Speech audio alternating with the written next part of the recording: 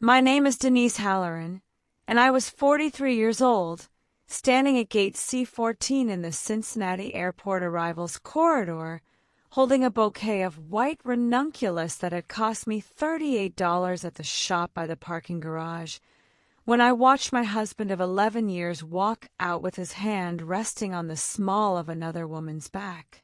I didn't drop the flowers. I want to be clear about that, because in my head, for years afterward, I imagined I would have dropped them, that there would be some cinematic moment of white petals scattering across the tile floor. Instead, I just held them a little tighter, until the cellophane crackled, until the stems bent sideways in my fist. He was laughing. That's the part that stayed with me longest.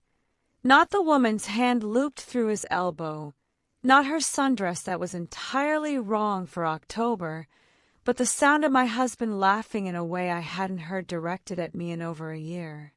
And then I heard him say, close enough that the words carried over the rolling suitcase wheels and the boarding announcements, "God, I needed this trip. 3 days without having to sit through one more dinner where she talks about loss ratios like anyone cares." He met me. I am a licensed commercial insurance broker. I own my agency. Loss ratios are, in fact, my job, and they had put the roof over both our heads for the better part of a decade. I stood there in my good coat, holding dying flowers, and I did not make a sound. What Paul didn't know, what he had no way of knowing, standing in that terminal with his hand on Caleb Pruitt's back, was that 3 weeks earlier, on a Tuesday afternoon while he was supposedly at a sales conference in Columbus, I had signed papers that would matter a great deal more than anything that happened in that airport. But to understand why I didn't scream, why I didn't even let him see me, you need to know how I got here. So let me tell you. I grew up in Dayton, the daughter of a machinist and a school cafeteria worker, and I learned early that nothing arrived by accident. If you wanted something, you wrote it down, you saved for it, you showed up early. I got my property and casualty insurance license at 24, working days at a call center and studying at night at the kitchen table of the apartment I shared with 2 roommates. By 29, I had my own book of clients. By 35, I had my own agency, Halloran Risk Partners, with my name on the lease and my signature on the loans. I met Paul when I was 31 at a Chamber of Commerce mixer neither of us particularly wanted to attend. He was funny in a way that surprised me, self-deprecating, quick to ask questions instead of just talking about himself, which I hadn't experienced much from men in rooms like that. He was working retail management then, restless, talking about wanting to get into sales but not knowing how to break in. I liked him. I liked, if I'm honest, the way he looked at me like I had already figured something out that he hadn't. We married 2 years later. I paid for most of the wedding myself because I didn't want to wait on his family's timeline, and because, frankly, I could. Within our first year of marriage, I encouraged him to go back to school for his MBA, and I meant it when I said we'd manage the cost together. Except together mostly meant me covering the mortgage and the insurance premiums while he studied nights and weekends. I didn't resent it. I want to say that clearly. I believed in him. I believed we were building something in 2 directions that would eventually meet in the middle. Every night, no matter how the day had gone, I made a pot of chamomile tea at 9:30. It was a small ritual, almost embarrassingly modest. I'd pour 2 cups, one for me and one that sat across from me, even on the nights Paul was traveling, steam rising into the empty kitchen, because somehow the habit of pouring it for both of us made the house feel less like a place I managed alone. I'd sit with the day's numbers, review claims, jot notes for the next morning. It was the 20 minutes of my day that belonged entirely to quiet. Paul finished his MBA when he was 36. He landed a regional sales director role at a mid-sized medical device company a year later, the kind of job with a company car and a travel schedule that ramped up fast. Columbus 1 week, Louisville the next, a training summit in Nashville, a client retention retreat in Charleston that I now understand, looking back, was the beginning of something I couldn't yet name. I want to tell you honestly that there was a period, maybe 14 months, where things seemed to be getting better, not worse. I think it's important to say that because betrayal stories often get told as a straight downward line, and that isn't how it happened to me. It curved. It had a genuine high point, and I don't want to pretend I imagined it. It was the fall after Paul's promotion. He came home from a work trip to Asheville with a bracelet, nothing extravagant, silver my birthstone, and he said, sitting across from me at the kitchen table while I poured the evening tea, "I know I've been gone a lot. I know that's not fair to you. I want us to actually plan something. Just us. We booked a trip to the Outer Banks for our 11th anniversary." He asked, unprompted, about slowing his travel schedule. He brought up, tentatively, the idea of trying for a baby, something we'd circled around for years without settling. I remember standing at the stove making dinner while he set the table without being asked, and thinking, this is what it was supposed to feel like all along. I let myself believe it. I canceled a follow-up call with a financial advisor about restructuring some of my business assets because I told myself things were stable now, that maybe I'd been bracing for a problem that didn't exist. We went to the Outer Banks in September. It was genuinely a good trip. He was present in a way he hadn't been in years. No phone at dinner, long walks on the beach, a night where we sat on the porch of the rental house and he said, "I know I haven't made you feel like a priority. I want to do better." I believed him. I want to be honest about that, too. I believe him completely. We came home on a Sunday. By the following Wednesday, his calendar had 4 new regional check-ins added to it, all requiring overnight stays, all in cities where it turned out Kayla Pruitt, the events coordinator his company contracted for client retention dinners, also happened to be scheduled. I didn't go looking for trouble. I want that understood. I am not a suspicious person by nature. My business runs on trusting people's paperwork until the numbers tell me otherwise. But numbers are exactly what I noticed first. In late October, I was reconciling our joint credit card for a mortgage refinance application, and I saw a charge from a hotel in Louisville. A Tuesday night, $194, at a property that wasn't the one on his expense report, which I'd seen because I still, out of old habit, helped him track his reimbursements. 2 properties, 1 trip, one of them never submitted to his company. I didn't say anything. I wrote the date down in the small notebook I keep for client renewals because that's simply how my mind organizes information it isn't ready to act on yet. By November, there were more entries. A florist charge, $41, the week of our anniversary, flowers I never received. A recurring charge from a lingerie boutique in a city he'd never mentioned visiting for work. None of it, alone, was proof of anything. Together, it was a shape. I called my sister, Renata, the second week of December. Renata is 4 years older than me, divorced once herself, and the kind of person who asks the question you're avoiding instead of the one that's easier to answer. "Denise," she said, after I'd read her the list over the phone, sitting at my kitchen table with the tea going cold in front of me, "you didn't call me to ask if you should be worried. You called me because you already know, and you need someone to say it back to you." "I need to know for certain," I told her. "Not for him. For me. I can't build a decision on a feeling. Renata helped me the way she helps with everything, methodically, without drama. Over the following 6 weeks, we built a file. Not a folder of suspicion, an actual file, the kind I'd build for an insurance claim. We tracked 7 separate hotel charges between September and January, totaling just over $2,200.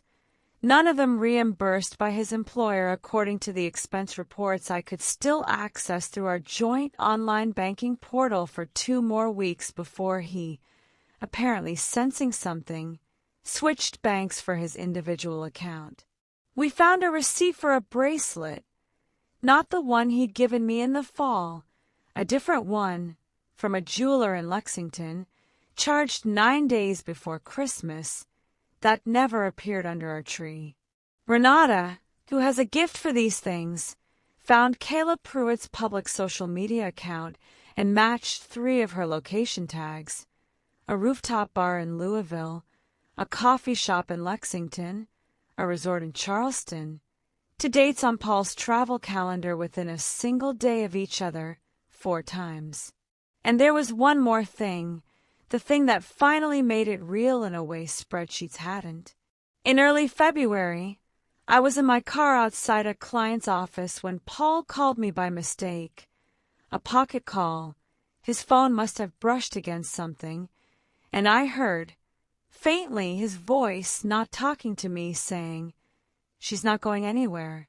She's too proud to make a scene, and honestly, she's too invested in the house and the business to blow it all up over a hunch."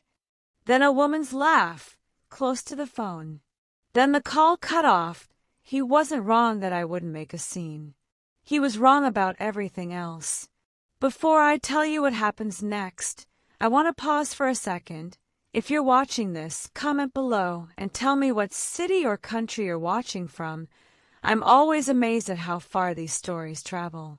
And if you haven't already, hit subscribe, because what I did next surprised even the people closest to me. I want to tell you that once I had the file, the path forward was simple. It wasn't. In late February, I met with a divorce attorney for the first time. A careful, unhurried woman named Diane Osei, who came recommended by a client of mine. I brought Renata's file. Diane looked through it for a long time before she said, "This is a strong picture of the marriage. It's not on its own. A strong legal foundation for what you're describing you want to do with the business assets." Here is the thing I hadn't told Renata, hadn't told Diane yet either, not fully. 8 years earlier, before Paul's promotion, before any of this, I had used a business loan and a modest inheritance from my grandmother to purchase, through a holding company I'd formed for exactly this kind of purpose, the small commercial building where my agency operated.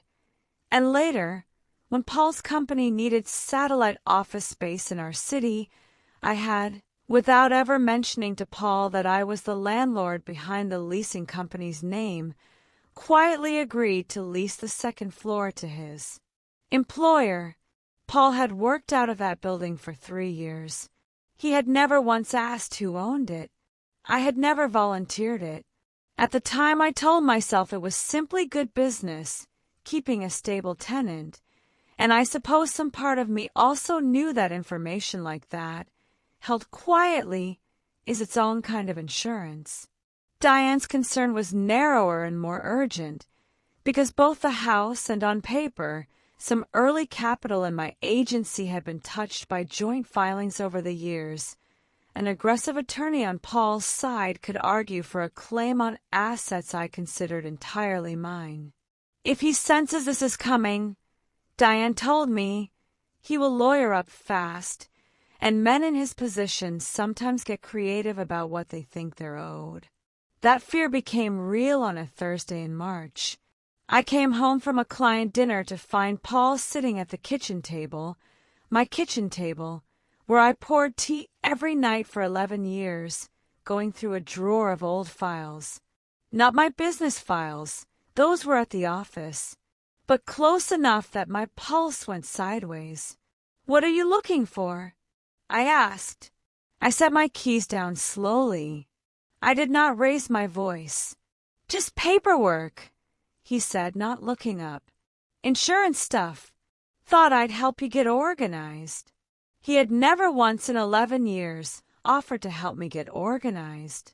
I understood, standing in that doorway, that he might be starting to sense the ground shifting under him, even if he didn't know why. It rattled me more than I let on. I went to bed that night and didn't sleep, running through what he might have seen, what he might do first if he suspected I was the one about to move that I didn't confront him. I want to say that plainly, because I think people expect a story like this to end in a kitchen with raised voices, and that was never going to be how I did it. Over the following 11 days, quietly, procedurally, I did 4 things. I met with Diane again, and we restructured my holding company's documentation so that the building, the agency's core assets, and a separate investment account I'd maintained since before our marriage were unambiguously, provably mine. A process that had actually been underway, cautiously, since the week I found that first hotel charge in October. Long before Paul ever sat at my kitchen table with that drawer opened, I opened an individual checking account at a bank Paul had no relationship with, and began redirecting my own income there, ending the practice of running my agency's profits through our joint account, a habit I'd kept for years, partly out of convenience and partly, I now understood, out of a marriage I hadn't wanted to admit was already ending.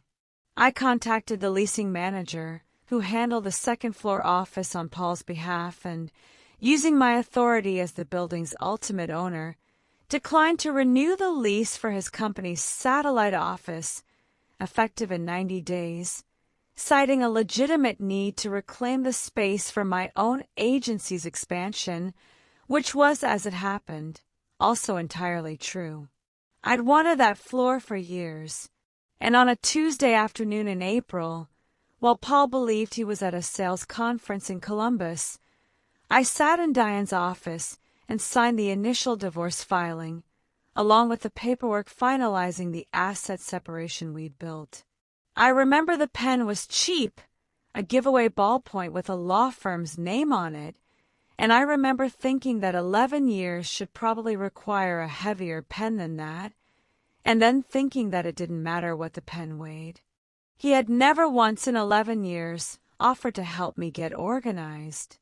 I understood, standing in that doorway, that he might be starting to sense the ground shifting under him, even if he didn't know why.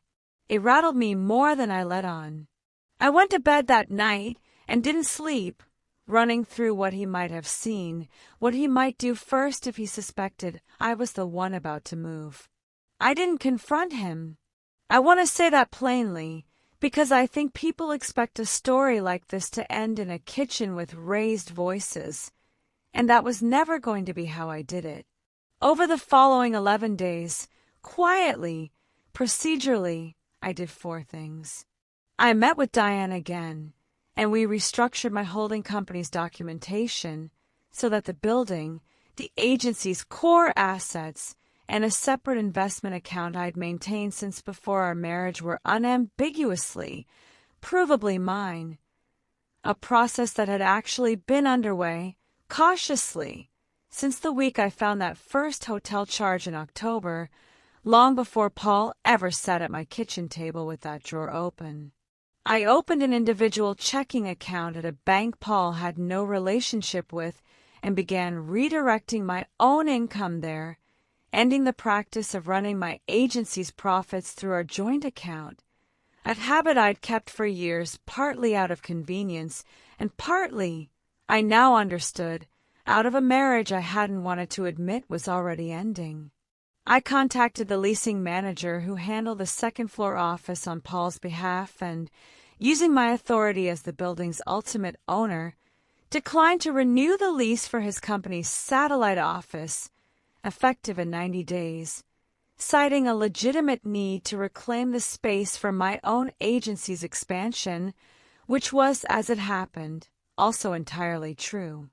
I'd wanted that floor for years, and on a Tuesday afternoon in April, while Paul believed he was at a sales conference in Columbus, I sat in Diane's office and signed the initial divorce filing, along with the paperwork finalizing the asset separation we'd built.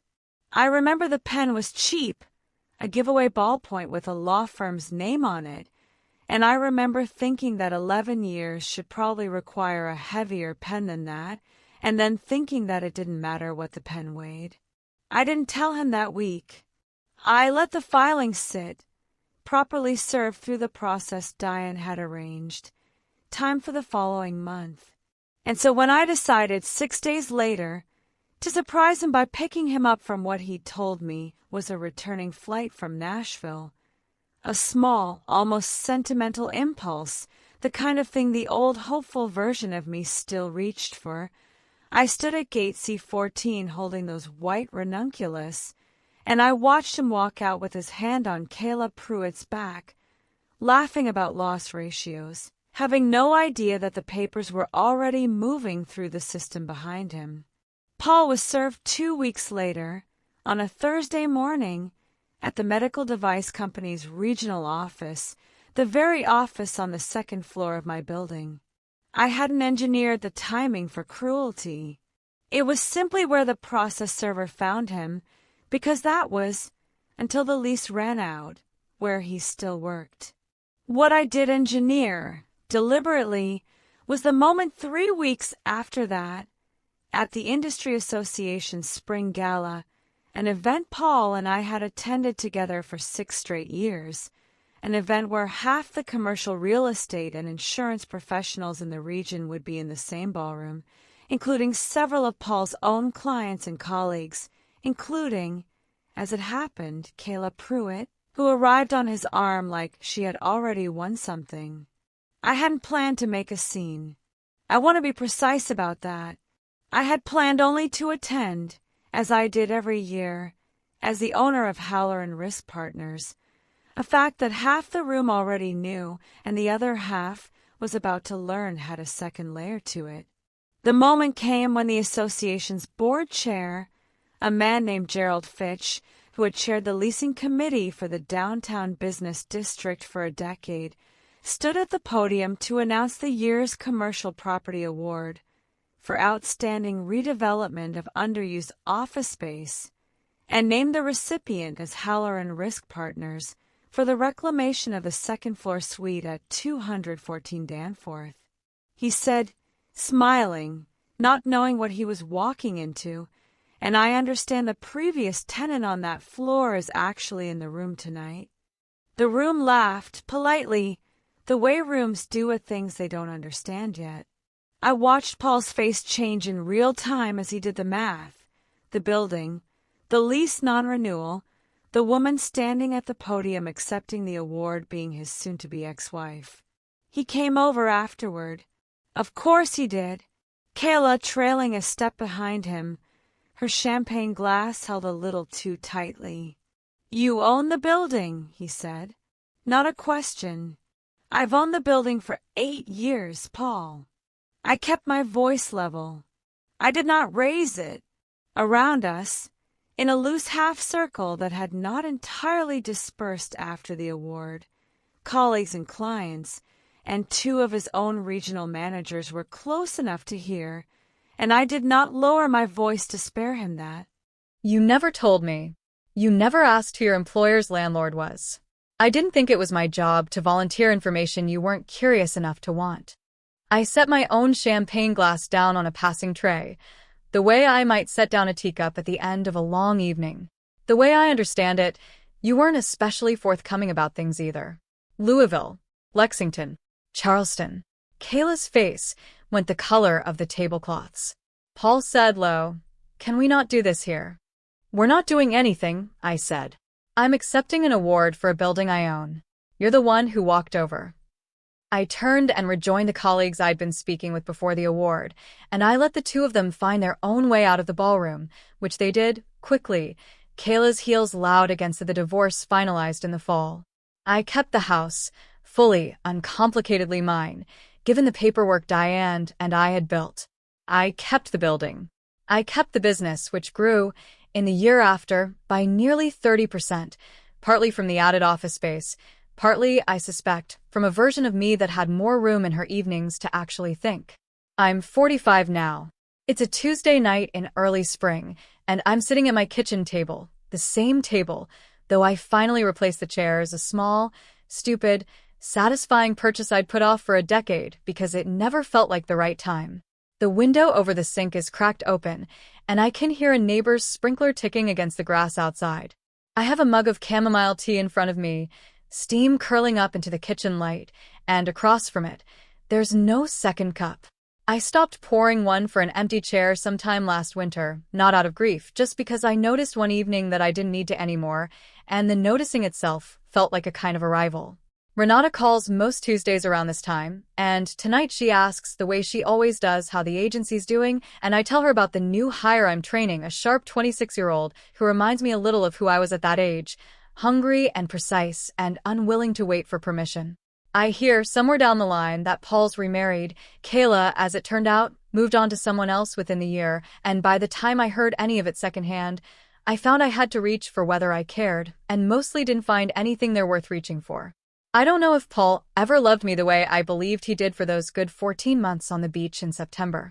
I don't know if it matters anymore whether he did.